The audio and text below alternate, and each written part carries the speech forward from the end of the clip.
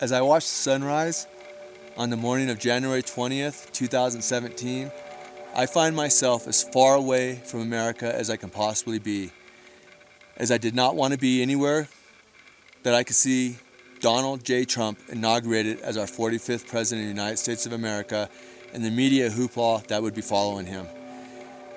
Before people start jumping up and down saying that Hillary lost, Trump won, get over it.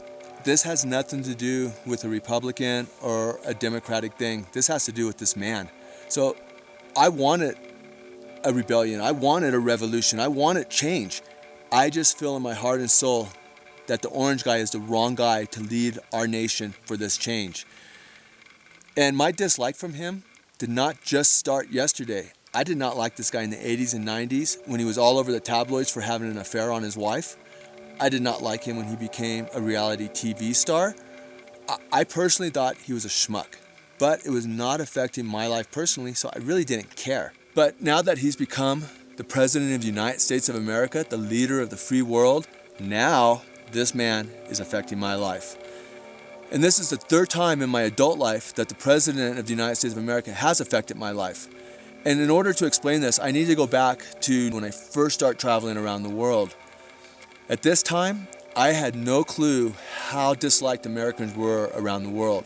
Everywhere I went, I had people going, "Oh, your president this, your policies this." And the way that people were ridiculing me because of my passport was just unbelievable. But I accepted it and moved on because, well, it wasn't directly affecting me because I was seeing the world. That all changed when John Hinckley tried to assassinate President Ronald Reagan. The US dollar at that point was incredibly strong around the world, and the day that he was shot, the dollar plummeted. And I didn't realize until 2 days afterwards when I went to the Casa de Cambio to exchange my money in Spain, and I handed my $100 bill, and she's giving me 160 pesetas to the dollar, and I'm looking at her, I'm going, whoa, whoa, whoa. Last week was 172, this week 160. Why? Where's the money? And while that might not seem like a lot, that was a full day's living for me at that time. So what happened is, because the president was shot, the dollar plummeted. And it was the first time that I realized what the president says, what the president does, what the president tweets affects not only the United States of America, but affects the world. The second time a presidency affected my life is when a young senator from Illinois by the name of Barack Hussein Obama decided to run for president. The first time I heard this man speak, I thought to myself, wow, this is a guy that can not only be a great leader for America, but he can be a great leader for the world. So when Barack Hussein Obama was inaugurated, I have to say it was with pride that I thought we did something in America that I thought was extraordinary. We had elected a man of color. This is something I never thought I would experience in my lifetime. And this is something that shows my son that it's not the color of the skin that makes a man great, it's the man himself. So I asked Barack Obama to do one thing when he entered office, and that was to lift the embargo against the people of Cuba. When he did this, it proved to me that this man had the foresight to realize that 50 years of diplomacy was not working. And I've always said, if you want to have a country change, you don't close it, you open it, you let people in, because when people see what's going on, that will create change. So when he lifted this embargo, this was the moment that I realized, wow, this guy gets it. This guy really does understand that we need change. So I was incredibly proud of that moment that he did that. But most importantly for me, traveling around the world, everywhere I went, people were proud that we elected this man president.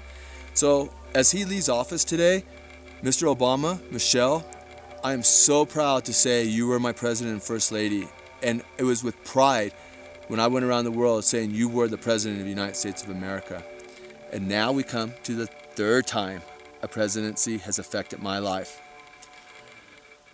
Out of respect, I will refer to you as President Trump, this one time and one time only. As you enter office and there is a conflict around the world, I ask one thing of you, and one thing only. When someone accuses you of having a little stick and you start beating your chest saying you have a big stick, just remember, orange guy, it is not the size of your stick that counts, but how you swing it. And I will tell you exactly what I tell my 14-year-old son. You are responsible for your actions and the consequences thereafter. And believe me, the world will be watching. So I ask one thing of you, and one thing only, on behalf of the 7.2 billion people on this planet. The way you see this behind me, this incredible world we live in, whether you are impeached, whether you make it 4 years or 8 years, I hope with all my heart and soul that you leave the world just like this and not like this. This is the consequence if you start a conflict that leads to a nuclear war, is you will turn our world back in time and it will look just like this. This, orange guy, is the consequences of taking us into a conflict that could lead to a nuclear war. And for all of you out there around the world, remember one thing. This man lost the popular vote by over 3 million people. There are a lot of people that are not happy with him right now. And I hope the next time you get to meet an American, I hope the next time you don't judge us by our passports. And remember, not all of us are trying to blow up the world. Some of us are just trying to see it and travel on.